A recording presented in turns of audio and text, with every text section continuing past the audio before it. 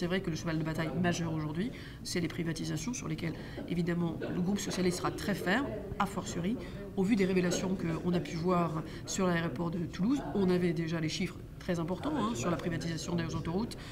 On nous a montré en exemple pendant un certain temps les privatisations, notamment de l'aéroport de Nice et de Toulouse. On voit aujourd'hui les conséquences gravissimes, puisqu'aujourd'hui les réserves qui avaient été faites, conséquences pour l'investissement de cet aéroport, sont quasiment pillées par les Chinois et demain revendues en plus à un prix qui a été quand même bien au-delà du prix qui a été payé lors de l'achat. Donc ça, c'est inacceptable. Je crois que l'État doit être stratège, et c'est d'ailleurs ça qui est surprenant au moment où d'ailleurs des pays comme la Chine sont sur le développement des filières.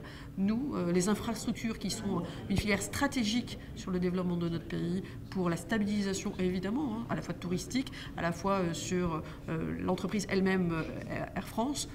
On voit que cette entreprise, demain, Aéroport de Paris, serait vendue avec des conséquences très graves. On est sur une politique qui est court-termiste, alors que ce sont des ressources très importantes.